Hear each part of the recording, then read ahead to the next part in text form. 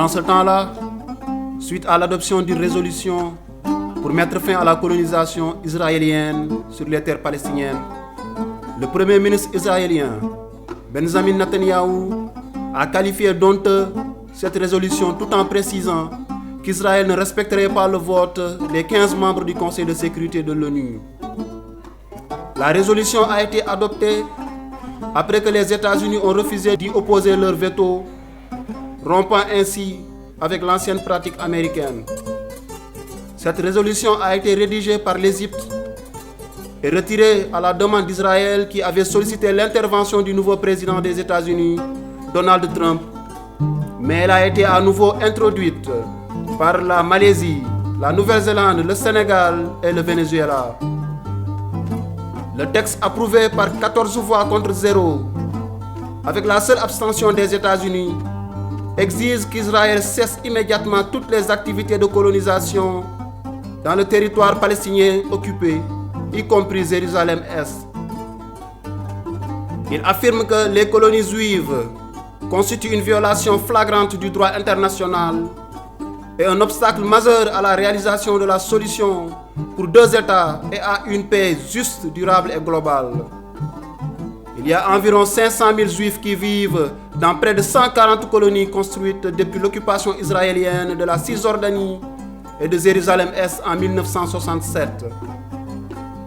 En plus du refus de se plier à la résolution du Conseil de sécurité des Nations Unies, Israël entend prendre des mesures contre les pays à l'initiative de cette adoption. Ainsi, les autorités israéliennes ont rappelé leurs ambassadeurs au Sénégal et en Nouvelle-Zélande pour consultation, apprend-on. L'État juif menacerait même de suspendre son aide à ces 2 pays. En attendant, c'est la réaction de l'ONU qui est attendue et les moyens qu'elle va mettre en branle pour faire plier Israël. Pendant ce temps-là, le refus de Yahya Jammeh de céder le pouvoir à Adama Barrow, le nouveau président élu, a suscité une vague d'indignation au niveau de l'opinion internationale. La CEDEAO, l'Union africaine et l'Organisation des Nations Unies ont toutes invité le président sortant à respecter les résultats des urnes.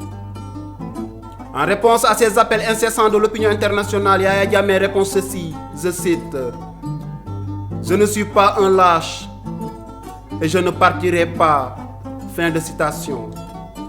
M. Jammeh a tenu ses propos à la télévision publique gambienne le mardi 20 décembre pour faire savoir qu'il ne comptait pas reconnaître la victoire d'Adama Barrow malgré la main tendue de ce dernier.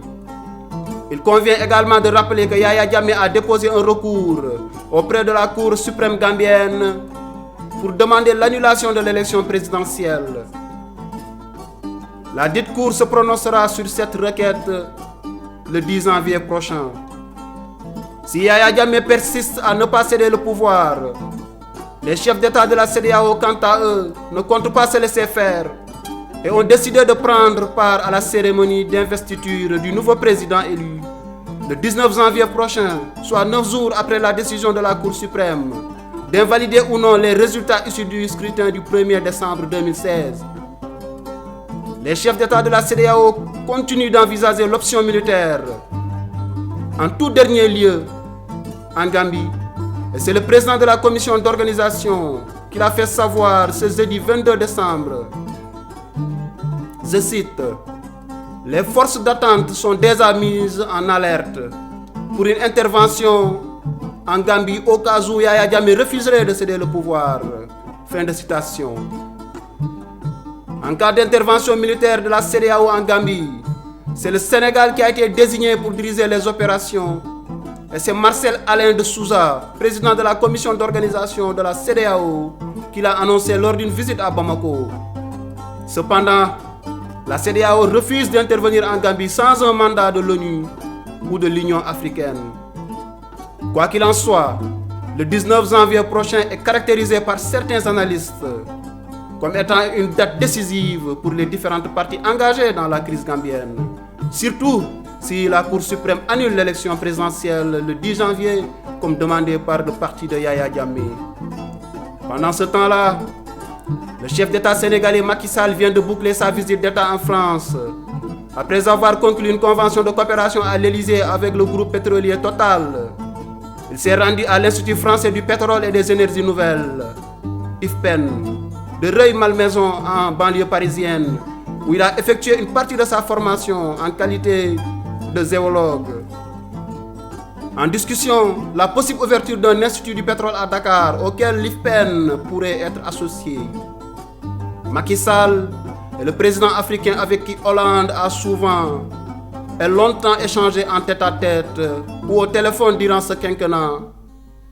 Il a redéfini, François Hollande, la relation entre la France et les pays africains, en corrigeant notamment la malheureuse déclaration de Nicolas Sarkozy, affirmant à Dakar en 2007 que l'homme africain n'est pas rentré dans l'histoire. Le 30 novembre 2014, François Hollande avait profité de son passage à Dakar lors du sommet de la francophonie pour rectifier en ses propos, je cite, « L'Afrique est non seulement dans l'histoire, mais elle est aussi une partie de notre avenir. » Fin de citation. En début de semaine dernière, en prélude à sa visite d'État, Macky Sall a visité l'entreprise Alstom, à qui le Sénégal a commandé 15 trains pour équiper sa future ligne de train express régional, qui reliera le centre de Dakar au nouvel aéroport international de Diass.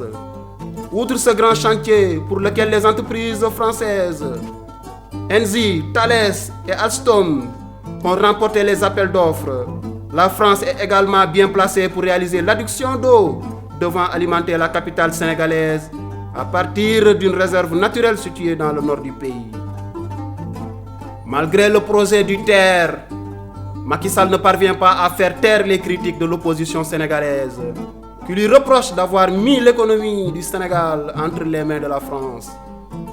A noter que des secteurs vitaux comme l'eau, le transport maritime, le gaz, les télécommunications, les infrastructures sont aux mains d'entreprises françaises comme Orange, Bouygues, AXA, Total, Alstom, Bolloré, pour ne citer que cela. Pendant ce temps-là, en RDC, sous l'égide de l'Église catholique, le pouvoir et l'opposition n'ont pas pu arriver à un accord ce samedi 24 décembre.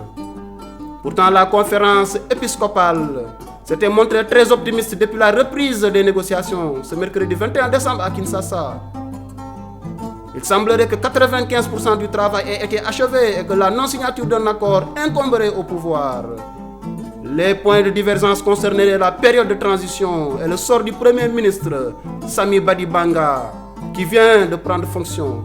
Ce dernier a été nommé en vertu d'un premier accord signé en octobre dernier par une partie de l'opposition seulement. Le protocole d'accord prévoit que le président Kabila resterait un an de plus au pouvoir et l'élection présidentielle se tiendrait donc à la fin de l'année 2017. Le président actuel ne se représenterait pas à l'élection présidentielle à la fin de la transition et la constitution ne pourrait être révisée pendant cette période. Le protocole aurait également abordé la mise en place d'un gouvernement d'union nationale et un remaniement de la Commission électorale nationale indépendante. La situation en RDC est très tendue depuis le 19 décembre, coïncidant avec la fin du mandat constitutionnel de Joseph Kabila.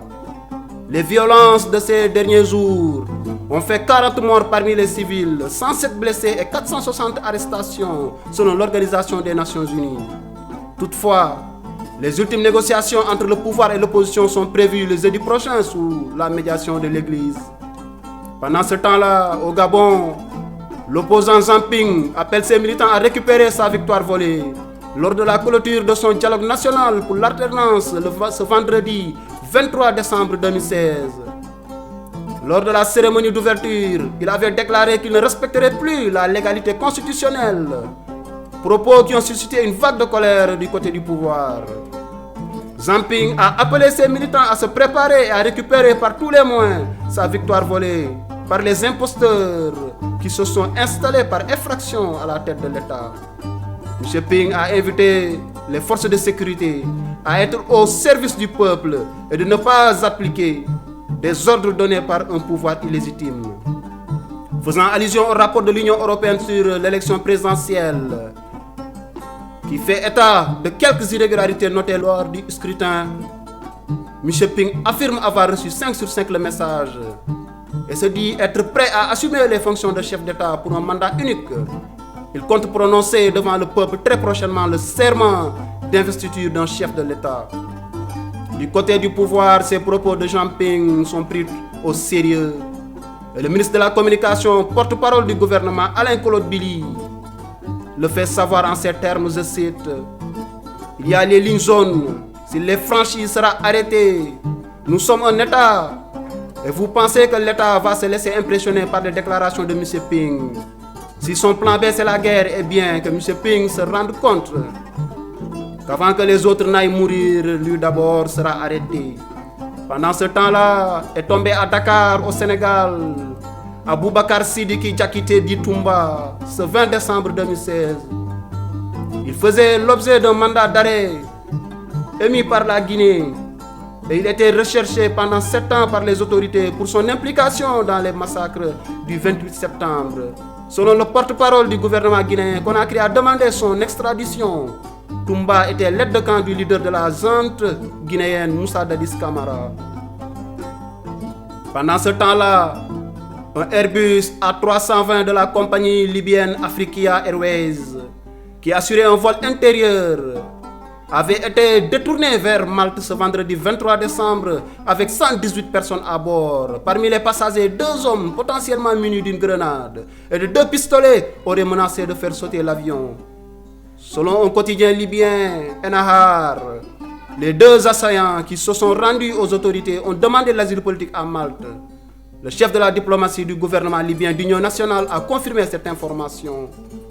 Pendant ce temps-là, en Côte d'Ivoire, les législatives du dimanche 18 décembre dernier ont vu la victoire du RHDP, le parti d'Alassane Ouattara, qui obtient la majorité absolue avec 167 sièges sur 225, même si le taux de participation est resté très faible, soit 34,1%. Par contre, le parti d'opposition FPI a du mal à cacher sa déception. Il n'a obtenu que 3 sièges alors qu'il tablait sur 50. Les candidats indépendants ont réalisé un score surprenant en décrochant 75 sièges de députés sur les 255 à pourvoir. Pendant ce temps-là, l'année 2016 a sans doute été une année meurtrière pour les migrants en provenance d'Afrique. Plus de 5000 migrants sont morts en traversant la Méditerranée depuis le début de l'année selon l'ONU. En 2015, les pertes en vie humaine s'élevaient à 3771. L'augmentation alarmante des décès est en partie due à des mauvaises conditions météorologiques et des embarcations improvisées. Pendant ce temps-là, l'aéroport d'Abuja au Nigeria sera fermé pour travaux et s'apprête à subir d'importantes rénovations, annoncent les autorités du pays. Il sera fermé au public durant ces travaux qui démarreront au mois de février et dureront 6 semaines. Cette fermeture fait suite aux menaces de plusieurs compagnies aériennes qui avaient déploré l'état de la piste d'atterrissage de l'aéroport d'Abuja et qui avaient averti qu'elles boycotteraient l'aéroport. Pendant ce temps-là, les militaires nigérians affirment avoir aussi capturé 500 combattants de Boko Haram au cours d'une opération dans la forêt de Sambisa, présentée comme le bastion du groupe Boko Haram dans l'état de Borno, dans le nord-est du Nigeria. Selon les responsables militaires, entre le 14 et le 21 décembre, un total de 1880 civils ont été sauvés et plusieurs centaines d'insurgés capturés. Pendant ce temps-là, Reporters sans frontières a annoncé ce lundi 19 décembre un bilan de 57 journalistes tués en 2016 dans le monde en raison de leur profession contre 67 en 2015. Notamment dans les pays en guerre, la Syrie est devenue un enfer en 2016 avec 19 journalistes tués. Pendant ce temps-là, au Japon, plus de 200 000 volailles ont été abattues sur l'île septentrionale d'Hokkaido, où sévit une nouvelle épidémie de grippe aviaire hautement contagieuse. Pendant ce temps-là, le 9 janvier prochain va démarrer à Dakar le procès en appel de l'ex-président tchadien Hissène Habré, condamné le 30 mai 2016 à la prison à vie pour crime contre l'humanité par un tribunal spécial africain. Pendant ce temps-là, l'Organisation mondiale de la santé a annoncé ce vendredi 23 décembre la mise au point d'un vaccin d'origine canadienne contre Ebola, une épidémie qui a fait plus de 11 000 morts en Afrique de l'Ouest. Ce vaccin baptisé RVSV Zebov est efficace à 100%, nous apprend l'OMS. Et c'est le laboratoire américain Merck qui a acquis les droits de commercialisation. Pendant ce temps-là, en Allemagne, l'attaque perpétrée au camion Berlier sur un marché de Noël berlinois, ce lundi 19 décembre, a fait une douzaine de morts et une cinquantaine de blessés. Anis Amri, considéré comme étant le principal suspect de cet attentat, a été abattu ce vendredi 23 décembre en Italie, après avoir ouvert le feu sur 2 policiers lors d'un contrôle d'identité. Pendant ce temps-là, Julien Draxler, l'international allemand de 23 ans sous contrat avec Wolfsburg, devrait rejoindre le Paris Saint-Germain en janvier contre une indemnité de 36 millions d'euros. Il aura comme mission de renforcer un club qui a connu une première partie de saison décevante. Pendant ce temps-là, le tribunal arbitral du sport, TAS, a réduit la sanction du Real de Madrid qui pourra recruter l'été prochain. L'amende infligée par la FIFA au Real a également été réduite de 336 000 euros à 224 000 euros, précise le TAS. Notons que le TAS est la plus haute juridiction sportive. Pendant ce temps-là, le temps passe et s'écoule. Love dafa nice jéema la wax ak moom telesenegal.com ngi nii get leen ko naatande waaw waaw. www.telesenegal.com, c'est là-bas que ça se passe.